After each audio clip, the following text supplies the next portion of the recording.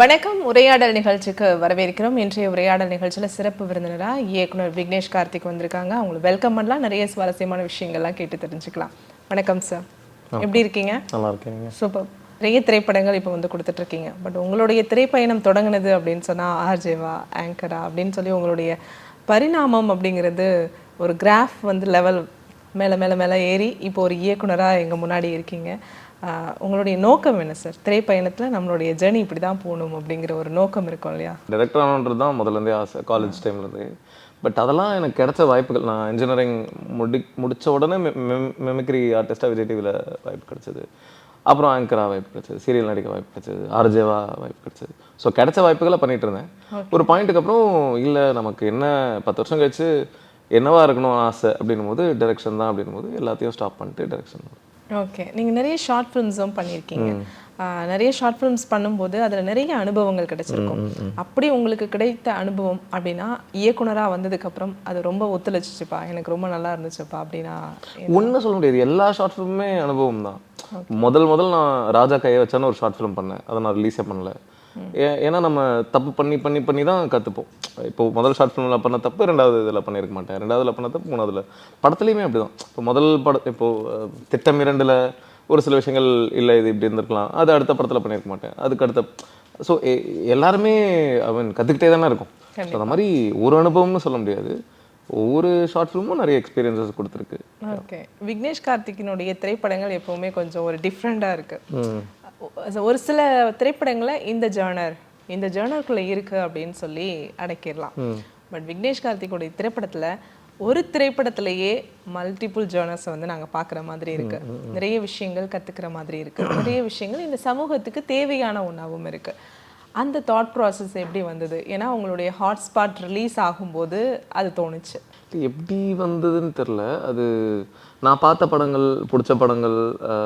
அதான் பிளாக் மிரர்னு ஒரு சீரீஸ் ரொம்ப பிடிக்கும். ராஜ்குமார் ஹிரானி சார் படங்கள், 3 Idiots, PK, அந்த மாதிரி படங்கள் நல்ல கருத்தும் இருக்கும். அதை பயங்கர ஜாலியாக சொல்லியிருப்பாங்க. ஸோ அந்த மாதிரி சொல்லணுன்ற ஒரு அதோட இன்ஸ்பிரேஷன்ஸ் தான் நினைக்கிறேன். அண்ட் ஷார்ட் ஃபிலிம்ஸ் யோர் ஷேம்ஃப்லி 1, 2 அது அந்த டைமில் பயங்கர ரீச் ஆகிருக்கும் போது அந்த ஃப்ளேவரில் ஒன்று பண்ணலாம், ஒரு ஆந்தாலஜியாக பண்ணலாம் அப்படின்னு தான் ஹாட்ஸ்பாட் ஆரம்பிச்சிது.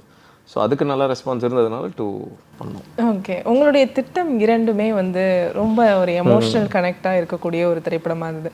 அந்த ஸ்டோரி எப்படி சார் பிக் பண்ணீங்க? தற்செயலாக ஒரு நாள் ஃபோனில் பார்த்துட்டு இருக்கும்போது யூடியூப்பில் ஒரு வீடியோ ஒன்று பார்த்தேன். அதில் ஒரு ஃபாரினர் ஒருத்தர், அவர் வந்து ஒரு பொண்ணாக இருந்து பையனாக மாறின ஒருத்தர். ஸோ அந்த டிரான்ஸ்ஃபர்மேஷன் வீடியோ ஒரு 3 minute வீடியோ தான் அது. ஸோ அவரோட அந்த ஜேர்னியை ஃபுல்லாக ஒரு வீடியோவாக போட்டிருந்தார். ஃபஸ்ட்டு பார்க்கும்போது ஒரு பொண்ணு அழகாக இருக்கா, அந்த பொண்ணு யாராவது தான் சைட் அடிக்கணும்னு தோணும், அந்த மாதிரி இருக்கா. அங்கேருந்து first month, second month, third month அப்படின்னு ஒரு அந்த வீடியோ பார்க்குறேன். 6வது மாதத்தில் ஒரு குரல் கொஞ்சம் கொஞ்சமாக மாறுது, அப்படியே மாறுது. முடிஞ்சு 3 வருஷம் கழிச்சு இப்போ இதுதான் என்னோட ஃபைனல், இப்போ இப்படி தான் இருக்கேன் அப்படின்னு போட்டால் பையனாக இருக்காரு. எந்த பொண்ணாக இருந்தாலும் அந்த பையனை சைட் அடிக்கணும்னு தோணும். ஓகே. பொண்ணாக செம்ம அழகாக இருந்தாங்க, பையனாக ட்ரான்ஸ்ஃபார்ம் ஆகி பையனாகவும் செம்ம ஸ்மார்ட்டாக இருக்காப்புல. எனக்கு அது வரைக்கும் நமக்கு டிரான்ஸ்ஜெண்டர்ஸ்னால் அது வரைக்கும் நான் பார்த்தது, ஏன்னா அந்த வீடியோ நான் 2017 18 பார்த்தேன்னு நினைக்கிறேன். அது வரைக்கும் நம்ம ஊரில் பார்த்த வரைக்கும் ஒரு ஆண் பெண்ணாக கிராஸ் ட்ரெஸ்ஸிங் பண்ணி அதை தான் பார்த்துருக்கேன். ஸோ இப்படி ஒன்று இருக்குன்றதே எனக்கு பயங்கர ஷாக்கிங்காக இருந்தது. அண்ட் இது பயங்கர எனக்கு எக்ஸைட்டிங்காகவும் இருந்தது, ஆச்சரியமாக இருந்தது. இதை வச்சு ஒன்று பண்ணணும் அப்படின்னு தோணுச்சு. ஸோ ஃபஸ்ட்டு அது ஒரு ட்ராமாவாக இந்த மாதிரி பண்ணலாம் அப்படின்ட்டு தான் ஆரம்பிச்சிது. பட் ட்ராமாவை பண்ணால் எந்த அளவுக்கு ஒர்க் ஆகும்னு தெரியல. ஏன்னா நம்ம ஊரில் LGBTQ மேட்டர்லாம் பெருசாக ரிலேட் ஆகுது, கனெக்ட் ஆகுது, பார்க்க மாட்டாங்க ஃபுல் படம் அப்படின்னும் போது ஓகே த்ரில்லராக பண்ணால். ஏன்னா அது வரைக்கும் கிட்டத்தட்ட 2 மணி நேரம் படம்னா 1 hour 40 minutes கிட்ட நம்ம ஒரு ப்ராப்பர் மெயின் ஸ்ட்ரீம் ஃபிலிமாக தான் அதை பண்ணியிருப்போம். ஸோ அங்கேருந்து ட்விஸ்ட்டில் இதை சொல்லும்போது ட்விஸ்ட்டாகவும் சூப்பராக ஒர்க் ஆகும். அந்த ட்விஸ்ட்டுக்கு அப்புறம் இவங்களோட எமோஷனை சொல்லலாம் அப்படின்ட்டு அப்படி தான் உருவாச்சு. இயக்குனராக இந்த கதையை நம்ம எடுக்கலாம் அப்படின்னு சொல்லி நம்ம முடிவு பண்ணிடலாம். பட் அதை வந்து கன்வின்ஸ் பண்ணி நம்ம ப்ரொடியூசரை சம்மதிக்க வைக்கணும். அதுக்கப்புறம் மெயினாக வந்து ஆர்டிஸ்ட்டை சம்மதிக்க வைக்கணும். நீ இந்த மாதிரி இருப்பப்பா, அதுக்கப்புறம் இப்படி மாற போகிற அப்படிங்கும்போது எல்லாராலையும் அதை அக்செப்ட் பண்ணிக்க முடியாது. நம்ம வந்து மாஸாக தான் நடிக்கணும், நான் ஒரு வாவ் அப்படிங்கிற ஒரு மொமெண்ட்டில் தான் நான் இன்ட்ரோ வர்றோம் அப்படிங்கிற இருக்கக்கூடிய ஒரு ஆக்ட்ரஸ் சமுதாயத்தில் அதை கன்வின்ஸ் பண்ணி எப்படி ஒரு பெரிய லீடிங்கில் இருக்கக்கூடிய ஐஸ்வர்யா ராஜேஷ் அண்ட் வந்து இன்னொருத்தங்க அப்படின்னு அப்படியே உள்ளே எப்படி கொண்டு வந்தீங்க அவங்களெல்லாம் எப்படி? அப்போ யோர் ஷேம்ஃபுல்லி 2 பயங்கர வைரலாக போயிருந்த டைமு. ஸோ யோஷன் ஃபை 2 பார்த்து நிறைய பேர் இண்டஸ்ட்ரியில தான் நிறைய பேர் பேசினாங்க. அதில் ஒன் ஆஃப் த காஸ் தான் ஐஸ்வர்யா ராஜேஷ். ஓகே. ஸோ ஐஸ்வர்யா பேசினபோது உங்களுக்கு ஒரு கதை சொல்லணும் அப்படின்னு சொன்னேன். அடுத்த வாரமே போய் ஹைதராபாத்தில் இருந்தாங்க அவங்க, கனா தெலுங்கு ஷூட்டில் இருந்தாங்க. போய் சொன்னேன், உடனே அவங்க ஓகேன்னு சொல்லிட்டாங்க. ஸோ ஐஸ்வர்யாவுக்கு உடனே கதை பிடிச்சிருச்சு. அந்த பையனா இருந்து பொண்ணா மாறுற அந்த கேரக்டர், அந்த பையனும் சரி பொண்ணும், ஸோ அவங்க கிட்டத்தட்ட நியூ ஃபேஸ் தானே. ஸோ அவங்களுக்கு இது ஒரு பெரிய ஐஸ்வர்யா ஹீரோயின், அவங்களுக்கு ஆப்போசிட்டாக ஹீரோவாக நடிக்கிறதே அந்த டைமில் ஒரு பெரிய ஆப்பர்ச்சுனிட்டி தான். ஏன்னா ஐஸ்வர்யா இப்போ ஒரு மாதிரி பயங்கர பீக்கில் இருந்தாங்க ஆஃப்டர் கனா அந்த ஜோனில். ஸோ அவங்களுக்கு ஆப்போசிட்டில் ஹீரோவாக நடிக்கிறது யாருக்கு ஓகே இல்லாமல் இருக்கும். கண்டிப்பாக. ஸோ அப்படி இருக்கும்போது அது ரொம்ப கஷ்டமாலாம் இல்லை. ஐஸ்வர்யா என்ன ட்ரஸ்ட் பண்ணாங்க. So that's how she came into the film. Okay. அந்த ஸ்டோரியில் ஒரு படிப்பினை இருந்தால் மட்டும்தான் அந்த ஸ்டோரியே எடுக்க முடியும். நீங்கள் நார்மலாக ஒரு யூடியூப்பில் பார்த்தேன், அந்த இது எனக்கு பிடிச்சிருந்துச்சு, அந்த வெர்ஷன் நான் பண்ணலாம் அப்படின்னு டிசைட் பண்ணியிருக்கலாம்.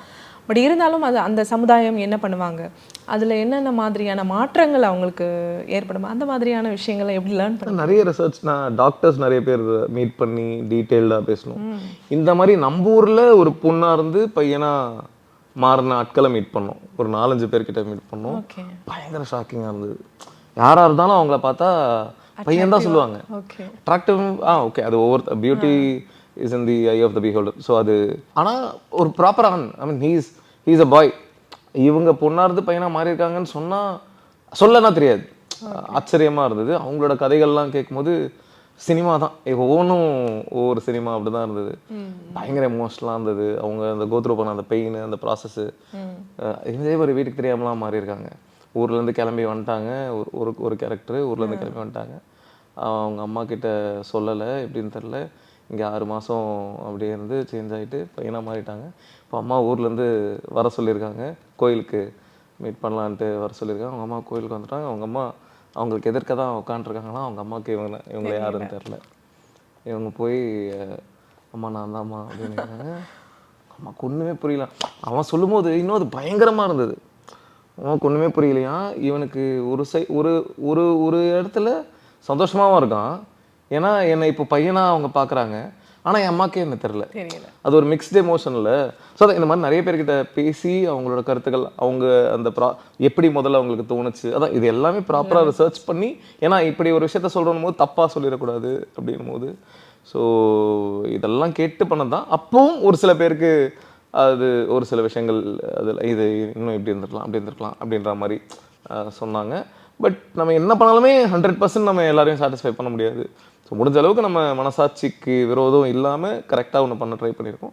அது நிறைய பேருக்கு ரீச்சும் ஆச்சுன்றது சந்தோஷம். அதுக்கப்புறம் கூட நீங்கள் கொடுத்த திரைப்படமான ஹாட்ஸ்பாட் அப்படிங்கிற ஒரு திரைப்படம் எப்போவுமே ஒரு முன்னோட்டம் வெளியாகும் போது இதுதான்ப்பா இந்த படத்துக்கான ஒரு அஸ்திவாரம் அப்படின்னு சொல்லி அந்த ட்ரெய்லர் கட் பார்த்து தான் வந்து வாவ் இது நம்ம போகலாம், இது நம்ம என்ஜாய் பண்ணக்கூடிய ஒரு திரைப்படம் அப்படின்னு சொல்லி ஒரு முடிவு பண்ணிவிட்டு அந்த தேட்டருக்கு டிக்கெட் புக் பண்ணுற வேலைகள்லாம் நம்ம பார்ப்போம். பட் உங்களுடைய ட்ரெய்லர் ரிலீஸ் ஆகும்போது எக்கச்சக்கமான விமர்சனங்கள் வந்தது. அதை எப்படி ஹேண்டில் பண்ணீங்க? அந்த விமர்சனத்துக்குள்ளேருந்து வெளியில் வந்தீங்களா, இல்லை எனக்கு இது ஓகே? இல்லைங்க, அது எதிர்பார்த்தது தான். அப்படி ஒரு ட்ரெய்லர் பண்ணதே அப்படி ஒன்று நடக்கணுன்றதுக்காக தானே, ஒரு நாய்ஸ் கிரியேட் பண்ணணுன்றது தான். அது யோர் ஷேம்ஃபுல்லி 2ஓட ஸ்டைல்லே அது பண்ணுது. யோர் ஷேம்ஃபுல்லி 2 பார்த்துருந்தீங்கன்னா ட்ரெய்லர் ரிலீஸ் ஆனும்போது பயங்கரமாக திட்டினாங்க. 3 டேஸ்க்கு அப்புறம் தான் படம் ரிலீஸ் ஆச்சு. ஸோ ரிலீஸ் ஆனபோது பயங்கரமாக திட்டினாங்க. என்னது கலாச்சார சீரழிவு, யாரா நீங்கள் கண்ணா அப்படின்னு திட்டினாங்க. ஆனால் ரிலீஸ் ஆனதுக்கப்புறம் ஒப்பீனியன் ஃபுல்லாக மாறிடுச்சு. ஸோ உச்சக்கட்ட பாசிட்டிவாக அந்த ஷார்ட் ஃபிலிம் ரீச் ஆனதுக்கு அந்த ட்ரெய்லரும் ஒரு முக்கியமான காரணம். ஸோ இது அதோட ஃபேமிலி தான். யோர் ஷேம்ஃபுல்லி 1-2ஓட ஃபேமிலி தான் ஹாட்ஸ்பாட். கிட்டத்தட்ட 3, 4, 5, 6 அப்படின்றதுனால அதே ஸ்டைல்லையே பண்ணலாம். எப்படின்னு 2 பார்த்தவங்களுக்கு புரியும் அப்படின்னு நினச்சேன். ஆனால் என்னன்னா 2 வந்து 2019 ரிலீஸ் ஆயிருந்தது. ஹாட்ஸ்பாட் 1 வந்து 2024 ரிலீஸ் ஆச்சுன்னு நினைக்கிறேன். ஆமாம். ஸோ அதுக்குள்ளே நிறைய பேர் அது ஞாபகம் இல்லையா என்னன்னு தெரில, டேய் நான் தான்டா பண்ணியிருக்கேன். அதில் கமெண்ட்ஸ்லாம் தான் இருந்தது, ஒரு வருஷம் பண்ண ஒரு தப்பாக இருக்காது அப்படின்ற ஒரு கோஷ்டி பேசிட்டு தான் இருந்தாங்க. பட் ஆனால் அதையும் தாண்டி நிறைய பேக்லாஷ் இருந்தது for the trailer. So okay, அதில் அட்வான்டேஜும் இருந்திருக்கு, டிஸ்அட்வான்டேஜும். ஏன்னா அந்த வாரம் 9 படம் ரிலீஸ் ஆச்சு ஹாட்ஸ்பாட் கூட. ஹாட்ஸ்பாட் 5 வாரம் தேட்டரில் ரிலீஸ் ஆகி ஓடிச்சு. தேட்டருக்குலாம் கம்மி தேட்டர்ஸ் தான் ரிலீஸ் பண்ணியிருந்தோம். பட் பார்த்தவங்க கிட்ட நல்ல ரெஸ்பான்ஸ், தேட்டர்லேருந்து பயங்கரமாக என்ஜாய் பண்ணாங்க ஒரு சில கதைகள் தேட்டரில். ஆனால் கடைசி வரைக்கும் அந்த படத்தை அந்த ட்ரெய்லர்னால பார்க்காம இருந்த ஆட்களும், ஐயோ அந்த படமா, இல்லை அது ஏதோ கொச்சையா ஏதோ சொல்லியிருக்காங்க அப்படின்ட்டு பார்க்காமலும் இருந்திருக்காங்க. ஸோ அதில் எங்களுக்கு +ம் நடந்திருக்கு, நெகட்டிவும் நடந்திருக்கு. விக்னேஷ் கார்த்திக் வந்து ஒரு நெகட்டிவ் பப்ளிசிட்டி விரும்புறாரு அப்படிங்கிற ஒரு விமர்சனமும் வந்து 2ல நெகட்டிவ் அதான் சொல்கிறேன். ஹாட்ஸ்பாட் 2ல நாங்கள் அதை பண்ணல. ஏன்னா 1 அதுக்கப்புறம் ஓடிடியில் வந்து ரிலீஸ் ஆனதுக்கப்புறம் ப்ரெஸ்ஸே பயங்கரமாக அதை செலிப்ரேட் பண்ணாங்க. ரிவ்யூஸ் எல்லாம் பயங்கர பாசிட்டிவாக இருந்தது. அண்ட் ஆடியன்ஸும் அதுக்கப்புறம் ஓடிடியில் இன்னும் நிறைய பேர் பார்த்து நிறைய பேர் அதை பயங்கர பாசிட்டிவாக. ஸோ 2க்கு என்னதான் ட்ரெய்லர் கட் பண்ணாலும் சும்மா ஏமாற்றுவானுங்க உள்ள அப்படிங்கிற மைண்ட் செட் அப்படின்ற நினச்சிருவாங்க. ஸோ 2ல நாங்கள் படத்தில் என்ன இருந்ததோ அதை ஜாலியாக ஒரு ட்ரெய்லர் பண்ணுவோம், எக்ஸைட்டிங்காக அப்படின்ற ஒரு ஜோனில் தான் பண்ணுவோம். ஸோ 2ல நெகட்டிவாக நம்ம எதுவும் பண்ணல. இல்லை, நம்ம வந்து பார்ட் 1 தான் இப்போ பேசிகிட்டு இருக்கோம். பார்ட் 1 வந்து ரிலீஸ் ஆகும்போது பயங்கர ஒரு ஒரு பெரிய கிளர்ச்சியை ஏற்படுத்துச்சு அப்படின்னு சொல்லலாம். பயங்கரமாக வந்து பூம் ஆச்சு. என்ன ட்ரெய்லர் இது, என்னவா இருக்கும் அப்படிங்கிற பல கேள்விகளை எழுப்பின ஒரு ட்ரெய்லராக இருந்துச்சு. அந்த ட்ரெய்லர் கட்டு ஏன் இப்படி பண்ணாங்க அப்படிங்கும்போது இல்லை அவர் நெகட்டிவ் விரும்புகிறாரு அப்படிங்கிற மாதிரியும் போயிடுச்சு. பட் இருந்தாலும் ஹாட்ஸ்பாட் ரிலீஸ் ஆகும்போது ஒரு 4 விதமான கதைகளை ஒரு திரைப்படத்துக்குள்ளே கொண்டு வரலாம். ஏன்னா ஒரு கதையை வச்சே படம் வந்து 2.5 hours 3 hours எடுக்க முடியுது. 4 கதையை உள்ளே கொண்டு வரும்போது பெரிய டாஸ்க்காக நான் பார்க்குறேன். அது உங்களுக்கு எப்படி இருந்துச்சு? இல்லை, அது டாஸ்க்குன்னு சொல்ல முடியாது. ஆந்தாலஜி இப்போ சில்லுக்கருப்பட்டி பார்த்துருக்கீங்களா? அதெல்லாம் 4 கதை அந்த மாதிரி இது 4 கதைகளாக பண்ணணும்னு நினச்சி ஆரம்பிச்சது தான். ஆனால் இது தேட்டருக்கெல்லாம் வரும் அப்படின்னும் போது 4 தனித்தனி கதையாக இருந்தால் ஷார்ட் ஃபிலிம் மாதிரி இருக்கும் அப்படின்றதுனால அந்த டைரக்டர் ப்ரொடியூசர் மேட்டர் நான் கதை சொல்ல போகிறேன் ப்ரொடியூசர் கிட்ட. சும்மா இருந்தால் நல்லா இருக்காது, அங்கேயும் ஒரு கதை வேணுன்றதுனால ஒரு பொண்ணு அந்த மேட்ரு அதெல்லாம் வச்சு அங்கேயும் ஃபன்னாக ட்ரீட் பண்ணி அது பண்ணோம். ஸோ அது காம்ப்ளிகேட்டடாலாம் எனக்கு ஃபீல் ஆகல. ஏன்னா ஒரு ஸ்டோரியை வந்து ட்ராவல் பண்ணுறதே அதை முடிக்கணும், அதில் பெரிய வேலைகள்லாம் இருக்கும். 4 கதையும் இன்டர் கனெக்ட் ஆகி 4த்துக்கும் சேர்த்து ஒரு எண்டு. இப்போ மாநகரம் மாதிரி ஒரு கதை தான் காம்ப்ளிகேட்டட். ஏன்னா அது 4மே ஒரு மாதிரி அப்படி பண்ணுறது இதை விட கஷ்டம். ஸோ இது கிட்டத்தட்ட 4 தனித்தனி கதைகள் தானே. ஆக்சுவலி இது ஈஸி. கதைகளை இன்ட்ரெஸ்டிங்காக பிடிச்சிட்டா ஈஸி தான். ஓகே, அந்த கதை அப்படிங்கும்போது நீங்கள் நிறைய ஷார்ட் ஃபிலிம்ஸ் பண்ணியிருக்காங்க, நிறைய கதைகள் இருந்திருக்கலாம். இந்த நாள் தான் இந்த படத்துக்கு அப்படின்னு தேர்வு வந்து எப்படி பண்ணீங்க? அந்த டைமில் இந்த நாள் தான் கரெக்டாக இருக்கும்னு தோணுச்சு. ஆமாம், 2 3 ஆமாம். ஸோ இந்த 4 கதை எனக்கு 8 கதை இருந்தது, 8 9 கதை இருந்தது. அதில் எனக்கு எது அப்போ ரொம்ப எக்ஸைட்டிங்காக இருந்ததோ அந்த 4 கதைகளை பண்ணேன். அந்த ஃபர்ஸ்ட் ஸ்டோரி அப்படின்னு சொல்லலாம், கௌரி கிஷனோட ஸ்டோரி. அந்த ஸ்டோரியில் வந்து அந்த ஹஸ்பண்ட் வந்து ஒய்ஃபாக இருக்கிறதும், ஒய்ஃப் வந்து ஹஸ்பண்டாக இருக்கிறதும் அதை நினச்சி பார்க்கும்போதே ரொம்ப ஃபன்னியாக இருக்குது. பட் அது எப்படி நீங்கள் ஒரு காட்சியாக கொண்டு வந்தீங்க? எப்படின்னா கற்பனை தான், அது நடக்க சாத்தியம் இல்லை. அப்படி இருந்தால் எப்படி இருக்கும் அப்படின்றது தான். இப்போ நாம் எப்பவுமே கல்யாணம் பண்ணிட்டு ஒரு பொண்ணு தான் ஒரு பையன் வீட்டுக்கு போகிறா, ஒரு பையன் ஒரு பொண்ணு வீட்டுக்கு, அது வீட்டோட மாப்பிள்ளை அப்படின்ற ஒரு ஜோனில் இருக்குது. பட் ஜென்ரலாகவே இப்படி இருந்ததுன்னா எப்படி இருக்கும் அப்படின்னு ஒரு இமேஜினேஷன் தான். அதை யோசிச்சு பார்க்கும்போது ரொம்ப ஃபன்னாக இருக்கு. ஆமாம், ஃபன்னாக இருக்கு. ஆனால் அதுதான் எல்லாருக்கும் நடந்துட்டுருக்கு பெண்களுக்கு அப்படின்னு நினைக்கும் போது அதை நம்ம சொல்லலாம் அப்படின்ற ஒரு ஆங்கிள். ஓகே, பட் அதை இன்னுமே வந்து ஆண்கள் ஏற்றுக்க முடியல அப்படின்னு தான் நினைக்கிறேன். அது எல்லா ஆண்களையும் ஏற்றுக்காம இல்லை, நிறைய பேர் அதை ஓகே இப்படி தான் அப்படின்ற. இப்போ ஒரு ஹஸ்பண்டோ ஒய்ஃபை சேர்ந்து பார்க்குறாங்கன்னா ஒய்ஃப் வந்து பாரு அப்படின்னு ஒரு சொல்லும். சில ஹஸ்பண்ட்ஸ்க்கு புரிதல் வரும், சில ஹஸ்பண்ட்ஸால ஏற்றுக்க முடியாது. அது ஒவ்வொருத்தரை பொறுத்து அது மாறும். பட் ஒரு சின்ன ஒரு தாட்டை கிரியேட் பண்ணாலே அது ஓகே தானே. இப்போ வந்து நீங்கள் ஹாட்ஸ்பாட்டோடைய பார்ட் 2 வந்து ரிலீஸ் பண்ணியிருக்கீங்க. சேம் கொஞ்சம் அந்த கதைகள் மாதிரி தான் இருக்குது. இதில் ஒரு 3 கதைகள் வந்து வச்சுருக்கீங்க. இப்போ வந்து பயங்கரமாக போய்கிட்டு இருக்கு, ரசிகர்களும் வந்து பார்த்துட்ருக்காங்க. இதில் நீங்கள் உங்களுடைய ஒப்பீனியனில் பார்ட் 2 அப்படிங்கிற போர்ஷன்ஸ் எடுக்கிறோம் அப்படின்னு சொன்னாலே அதில் கண்டிப்பாக டேம் ஷூர் ஒரு நல்ல இது இருந்தால் மட்டும்தான் ஆடியன்ஸ் ஏற்றுப்பாங்க. அப்படிங்கிற முடிவில் எப்படி ஹாட்ஸ்பாட் 2 எடுத்தீங்க? நல்லா போகுன்ற ஒரு நம்பிக்கையில் தான். ஓகே, ஏன்னா நீங்கள் வந்து அதுக்கு முன்னாடியும் நிறைய அடியெல்லாம் ரிலீஸ் பண்ணியிருக்கீங்க, திட்டம் 2 ரிலீஸ் பண்ணியிருக்கீங்க. அது மாதிரி வேற ஒரு ஜேர்னலில் ஒன்று போயிருந்துருக்கலாம். பார்ட் 2 அப்படிங்கிற ஒரு வேர்ஷனுக்குள்ளே வரதுக்கு இல்லை, பார்ட் 1 தேட்டரில் ரெஸ்பான்ஸ்க்கு அப்புறம் ஓடிடியில் வந்ததுக்கப்புறம் நல்ல ரெஸ்பான்ஸ் இருந்தது. ஸோ அந்த எக்ஸைட்மெண்ட்டில் உடனே பார்ட் 2 பண்ணிடலாம், உடனே சீக்கிரமாக ரிலீஸ் பண்ணிடலாம். ஆக்சுவலி அப்போ வேற ஒரு படமும் பண்ணுறதா இருந்தது. அது கொஞ்சம் டிலே ஆகிட்டு இருந்ததுனால சரி ஓகே அந்த கேப்பில் இது பண்ணிட்டு அதுக்கு போயிடலாம் அப்படின்ற ஒரு ஜோனில் தான் இது உடனே ஆரம்பித்தோம். ஓகே, ஸோ அதான் அந்த பார்ட் 1ஓட ரெஸ்பான்ஸ் கொடுத்த எக்ஸைட்மெண்ட் தான் பார்ட் 2 உடனே பண்ண வச்சுது. ட்ரெய்லர் கட் இதில் பார்க்கும்போது நல்லா ஒரு மோர் ஃபன் இருக்கக்கூடிய ஒரு திரைப்படமாக தான் இருந்துச்சு. அஸ்வின் வந்து அதில் வந்து அவர் வந்து கலாய்ச்சிட்டு அவர் பேசுகிற மாதிரியான ஒரு சிச்சுவேஷன் இருக்கும். அதுக்கு அவர் எப்படி ஓகே சொன்னாரா? இல்லை, உடனே ஓகே சொன்னார். ஓகே, நான் வந்து தூங்கிடுவேன் அப்படிங்கிற கமெண்ட்டுக்குலாம் உடனே ஓகே சொல்லிட்டேன். ஆமாங்க, நம்மளை கலாய்ச்சிட்டோன்னா வேறு யாரும் நம்மளை கலாய்க்க முடியாது. இப்போ நான் உங்ககிட்ட ஹேர் ஸ்டைல் ரொம்ப கேவலமாக இருக்குல்ல அப்படின்னு நான் சொல்கிறேன்னா இல்லைங்க நல்லா தான் இருக்குது அப்படின்னு நீங்கள் சொல்லுவீங்க. இதே நான் ஹேர் ஸ்டைல் சூப்பராக இருக்குல்ல அப்படின்னு சொன்னால் என்ன சீன் போடுறோம் அப்படின்ற மாதிரி இருக்கும். ஸோ நம்மளே நம்மளை கலாய்ச்சிட்டோம்னா அடுத்தவங்க நம்மளை கலாய்க்கவே முடியாது. ஸோ அந்த டெக்னிக் தான் அவருக்கு இந்த அந்த அந்த கதை கேட்டு தூக்கின மேட்ரு வந்து ரொம்ப நாளாக அது ஒரு ஹாண்ட் பண்ணிக்கிட்டே இருக்குது. அவர் என்ன ஃபோட்டோ போட்டாலும் ஒன்று அதை வச்சு கலாய்க்கிறாங்க. ஸோ நம்மளே கலாய்ச்சிருவோம். அஸ்வினே செல்ஃப் ட்ரால் பண்ணிக்கிட்டாருன்னா அதுக்கு மேலே நீங்கள் எப்படி கலாய்ப்பீங்க?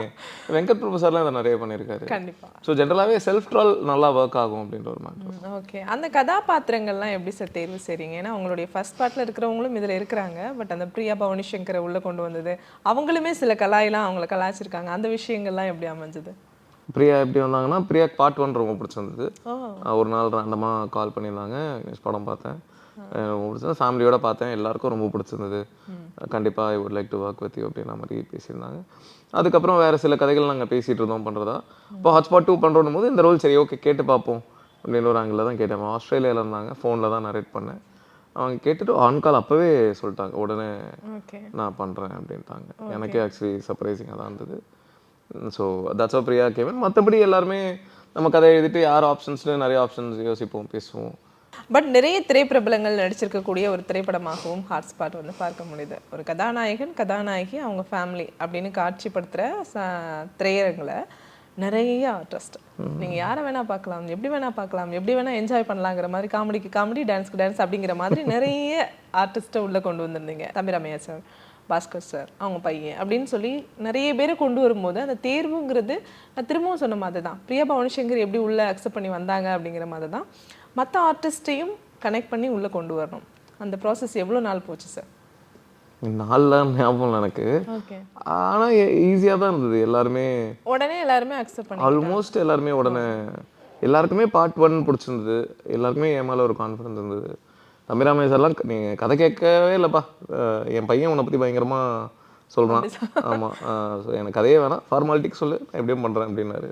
எம்எஸ் பாஸ்கர் சார் போய் சொன்ன உடனே நான் ஆமாம், ஏன்னா அது ஒரு முக்கியமான ஒரு விஷயத்த பேசுகிறாரு. ஒரு சில பேர் அதை பேசுறதுக்கு கொஞ்சம் தயங்கலாம். பட் அவர் எதுவுமே சொல்ல உடனே, ஏன்னா அவருக்கு ஹாட்ஸ்பாட் 1 ஆதி நடிச்சிருந்தாரு, அவருக்கு ஹாட்ஸ்பாட் 1 பிடிச்சிருந்தது. ஸோ அதனால் உள்ளே வந்தார். அஸ்வின் அகைன், அஸ்வினுக்கும் ஹாட்ஸ்பாட் 1 ரொம்ப பிடிச்சி ஃபோன் பண்ணி 1 மணி நேரம் கிட்ட பேசியிருந்தார் ஹாட்ஸ்பாட் 1 பார்த்துட்டு. ஸோ அதனால் அவருக்கும் கதை பிடிச்சிருந்தது பண்ணிட்டார். மற்றபடி எல்லாருமே பவானி ஸ்ரீகாடியே ரொம்ப பிடிக்கும், ஹாட்ஸ்பாட் 1 ரொம்ப பிடிக்கும், எல்லாருக்குமே அதான். ஸோ அவங்களுக்கு அந்த படம் பிடிச்சிருந்தது, என் மேலே ஒரு கான்ஃபிடென்ஸு. அதனால் அந்த கான்ஃபிடென்ஸை நான் வந்து இப்போது அவங்கள சந்தோஷப்படுத்தியிருக்கின்றதான் எனக்கு சந்தோஷம். ஏன்னா தம்பிராமையா சார்லாம் 2 நாள் முன்னாடி கால் பண்ணி பயங்கர சந்தோஷமாக பேசினார். எனக்கு அவ்வளோ கால்ஸ் வந்துக்கிட்டே இருக்கு சார், தேட்டரில் பயங்கரமாக இருக்குது ரெஸ்பான்ஸு, என்ன அப்படி பேசுகிறாங்க, ரொம்ப நன்றி தம்பி சார். இல்லை சார், நீங்கள் என்னை நம்பி வந்தீங்க, அதுக்கு நீங்கள் சந்தோஷமாக இருக்கிறது எனக்கு சந்தோஷம். ஸோ அது I am happy about it. அடுத்ததா விக்னேஷ் கார்த்திக்கோட இயக்கம் வந்து இல்லை ஹாட்ஸ்பாட் 3 ஹாட்ஸ்பாட் 4 அப்படின்னு போகுமா, இல்லை வேற ஒரு நல்ல கதை வச்சுருக்கேன்ப்பா, இதுவும் ஒரு பெஸ்ட்டாக இருக்கும் அப்படின்னு நாங்கள் எதிர்பார்க்கோம்? இல்லை, அடுத்து ஒன்று பண்ணுறேன். அடுத்து ஏப்ரல் ஷூட்டு அனௌன்ஸ்மெண்ட் ப்ராப்பராக வரும். ஓகே. இது வரைக்கும் நான் பண்ணதில் அதுதான் பெஸ்ட்டு. அதை இதுக்கப்புறம் பீட் பண்ண முடியுமான்னு தெரியல. ஷுவர் ஷாட் பிளாக் பஸ்டர் அந்த படம். Okay okay. என்ன மாதிரி ஜர்னர் நாங்கள் எதிர்பார்க்கலாம்? பயங்கர ஃபன்னு, எல்லாருக்கும் ரிலேட் ஆகிற ஒரு விஷயம், பயங்கர ஒரு டாக்கை க்ரியேட் பண்ணோம். அதுக்கப்புறம் எல்லாம் நிறைய பேர் அதை பற்றி கப்பல்ஸ்குள்ளே அதை பற்றி பேசுவாங்க. நம்மளும் எப்படி இதை பண்ணலாம் அப்படின்ற மாதிரி பேசுவாங்க. பங்கமாக ஒன்று பண்ணோம். நான் ஓவர் கான்ஃபிடென்ட்டாகவே சொல்கிறேன். அது எப்போ ரிலீஸ் ஆனாலும் அந்த வருஷத்தோட ஒன்றாவது மிகப்பெரிய பிளாக் பஸ்டராக இருக்கும். ஹிட்டு கூட இல்லை, சூப்பர் ஹிட்டு கூட இல்லை, பிளாக் பஸ்டராக இருக்கும். ஓகே. விக்னேஷ் கார்த்திக் வந்து அடுத்தடுத்து பண்ணக்கூடிய படங்கள் எல்லாமே நல்லா இருக்கும்னு நாங்கள் எதிர்பார்க்குறோம். பட் பண்ணியிருக்கக்கூடிய படங்களை நீங்கள் இப்படி ஜஸ்ட் திரும்பி பார்த்தா சில மிஸ்டேக்ஸ்லாம் இருக்கும். அடியில் நான் சில மிஸ்டேக் பண்ணேன்ப்பா, இந்த ஃபிலிமில் நான் அந்த மிஸ்டேக் பண்ணேன், அப்படி சில விஷயங்கள் கரெக்ட் பண்ண விஷயங்கள் இருக்கா? ஹாட்ஸ்பாட் 1 அடியில் இருந்தது. அடியில் எனக்கு ஃபஸ்ட்டு 20 மினிட்ஸும் லாஸ்ட் 20 மினிட்ஸும் ஷுட் ஹவ் பீன் பெட்டர் அப்படின்ற ஒரு ஃபீல் தான். அதுக்கு காரணங்கள் நிறைய இருக்குது, அதை நான் சொல்ல முடியாது அது ஏன் அப்படி ஆச்சு அப்படின்ட்டு. ஓகே, இதுக்கப்புறம் நம்ம அதை பண்ணக்கூடாது, ஏன்னா ஏன் அது அப்படி ஆச்சுன்றது எனக்கு தெரியும். ஸோ அதை பண்ணக்கூடாது. ஹாட்ஸ்பாட் 1 பொறுத்த வரைக்கும் கடைசி கதை பயங்கர எமோஷ்னலாக, அந்த ரியாலிட்டி ஷோ கதை பயங்கர எமோஷ்னலாக போய் முடிச்சிருப்போம். தேட்டரில் எப்படி இருந்ததுன்னா மொதல் 3 கதை பயங்கர ஃபன்னாக ஒரு வைப்பில் தேட்டர் இருந்தது. கடைசி கதை அப்படியே டெட் சைலன்ஸு, அப்படியே ஒரு மாதிரி ஒரு ஜோனில் ஒரு ஹெவி ஹார்ட்டோட வெளில வந்தாங்க. பார்ட் 2 பண்ணும்போது அது பண்ண வேணாம், என்னதான் அது நல்ல கதை சொல்ல வேண்டிய கதை அப்படின்னு பேசினாலுமே தேட்டரில் 3 கதை ஒரு வைப்பில் இருந்து திடீர்னு ஒரு மூட் ஜம்ப் அதில் அது இருக்க வேணாம். ஹாட்ஸ்பாட் 2 பொறுத்த வரைக்கும் படம் முடிச்சுட்டு வெளில வரும்போது ஒரு பயங்கர ஜாலியாக ஒரு வைப்லேயே வெளில வரணும். ஸோ படம் ஃபுல்லாகவே ஃபன் இருந்துக்கிட்டே இருக்கணும். எங்கேயும் நம்ம சீரியஸாக ஒரு எமோஷனுக்குள்ளே போயிட வேணாம் அப்படின்றத ஹாட்ஸ்பாட் 2ல கரெக்ட் பண்ணியிருக்கேன். கொஞ்சம் நிறைய வசனம் பேசுகிறோமோ, எம்எஸ் பாஸ்கர் சார் லெத்தா டைலாக் பேசுகிறாரு, தபிரா பேசுகிற லெத்தா, ஓகே அது ஒர்க் ஆயிடுச்சுன்றது சந்தோஷம். எம்எஸ் பாஸ்கர் சார் பேசுறது தனியாக கட்டாயி சோஷியல் மீடியாவில் வேறல, அது தமிழாமே சார் பேசுறதும் வேறல. ஆனால் கொஞ்சம் மிஸ் ஆனால் கூட அது டேய் நடா பேசிக்கிட்டே இருக்க அப்படின்ற மாதிரி பேசிக்கிட்டே இருக்கீங்க அப்படின்ற ஒரு ஃபீல் வந்துடும். ஸோ அதனால கொஞ்சம் லென்த்தாக டயலாக் கடைசியில் ஓகே இப்போ பேச போகிறோம்ப்பா அப்படின்னா ஒரு இந்த கத்தி ப்ரெஸ் மீட் என்னை ரொம்ப பாதிச்சிருச்சு. அதோட இன்ஸ்பிரேஷன்ஸ் தான் இந்த இதெல்லாம். ஸோ அதை கொஞ்சம் கொஞ்சம் இந்த டயலாக்ஸை விஷுவல் டெல்லிங்காக கொஞ்சம் இருக்கலாம். நீங்க 2 பேசினாலும் எனக்கு 1 வந்து ரொம்ப இம்பாக்ட் கிரியேட் பண்ண ஒரு ஃபிலிம். மோர் இம்பாக்ட்ஃபுல் 1 தான். 2 வந்து மோர் இம்பாக்ட்ஃபுல் கிடையாது. 2 is more of a fun film. ரொம்ப ஜாலியாக செகண்ட் ஹாஃப் பயங்கர ஜாலியாக இருக்குன்றது தான் எல்லாரோட. ஃபர்ஸ்ட் ஹாஃப் நல்லா இருக்கு, ஒரு ஸ்ட்ராங்கான கருத்து, அதுலேயும் ஃபன்லாம் இருக்கு. பட் செகண்ட் ஹாஃப் நிறைய பிளாஸ்ட் ஆகி என்ஜாய் பண்ணி அந்த ஃபீல்ல இருக்கு அப்படின்றது தான் ப்ரிடாமினன்ட் கருத்து. நான் 2 டைம்ஸ் வாட்ச் பண்ணேன். ஃபர்ஸ்ட் டைம் வாட்ச் பண்ணும்போது ஹஸ்பண்ட் கூட கனெக்ட் பண்ணி அவரையும் உட்கார வச்சு பார்க்க வேண்டிய ஒரு சிச்சுவேஷன் பார்த்தேன்.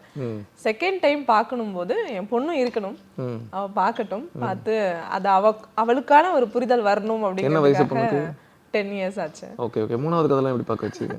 நான் உட்கார்ந்து பார்க்க மூணாவது கதையும் பார்க்க வச்சீங்க. ஏ சர்டிஃபிகேட்ங்க போ. மூணாவது இல்ல, நான் சொல்றது லாஸ்ட் அந்த எமோஷனல் இன்டென்ஸான ஸ்டோரி இருக்கு இல்லையா, அந்த அது உட்கார்ந்து பார்க்கணும் அப்படிங்கிறதுக்காக. ஏன்னா இப்போ அவங்களுக்கு அதுக்கான ஏஜ் இருக்கு. நான் ரீல்ஸ் பண்ணுவேன், நான் ஃபோட்டோ எடுப்பேன், நான் அப்லோட் பண்ணுவேன்ற ஒரு சிச்சுவேஷன் இருக்கும்போது நீ அதை பாரு அப்படின்னு சொல்லி உட்கார வச்சு பார்க்க வச்சேன்.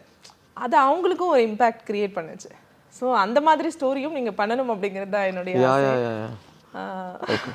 ஓகே. விக்னேஷ் கார்த்திக் வந்து நம்மளுடைய தமிழ் இண்டஸ்ட்ரியில் இருக்கக்கூடிய படங்கள்லாம் பார்த்து என்ஜாய் பண்ணுறது உண்டா? சமீபத்தில் பார்த்து நான் என்ஜாய் பண்ணப்பா, எனக்கு ரொம்ப பிடிச்சிருந்தது அப்படின்னு சொன்னா ஏதாச்சும்? டிராகன் ரொம்ப பிடிச்சிருந்தது. ஓகே. டூரிஸ்ட் ஃபேமிலி ரொம்ப பிடிச்சிருந்தது. ஓகே. ரீசெண்ட் டைம்ஸில் தப்புன்னு தானே ஆகும் வருது. ஓகே. சில படங்கள் விருதுகளுக்குனே லவர் பந்து ரொம்ப பிடிச்சிருந்தது. ஓகே. சில படங்கள் வந்து விருதுகளுக்காகவே எடுக்கிற மாதிரியான திரைப்படங்கள்லாம் இருக்கு. அது மாதிரியான திரைப்படங்கள் பார்க்கறது உண்டா? இல்ல இல்ல. Okay okay. ரொம்ப ரேரு. ஓகே. அது ஒரு ஸ்டைல், ஒருத்தருக்கும் ஒரு டேஸ்ட் இருக்கும்ல. ஒரு சில பேருக்கு ஜீன்ஸ் டிஷர்ட் போட பிடிக்கும், ஒரு சில பேருக்கு வெயிட் டிஷர்ட் பிடிக்கும். அது இதுதான் சரி இதுதான் தப்புன்னு சொல்ல முடியாது. விருதுகளுக்கு எடுக்கிற படம் அது அது ஒரு டேஸ்ட்டு, அது ஒரு சாய்ஸு. எனக்கு எங்கேஜிங்காக இருக்கணும் எந்த படமாக இருந்தாலும். ஜாலியாக எப்படியே கேமரா வச்சுட்டு மலையை காட்டுவாங்க, அங்கேருந்து அப்படியே ஏறி நடந்து வந்து இவ்வளோ தூரம் 5 நிமிஷம் அப்படியே ஷார்ட் இருக்கும். அது ஓகே, அது ஒரு ஸ்டைல் தான், அது எனக்கு. Okay okay. But Vignesh Karthik கிட்ட நாங்கள் இன்னும் ஃபன் எதிர்பார்க்குறோம், நிறைய இன்டென்ஸான மூவியும் எதிர்பார்க்குறோம்.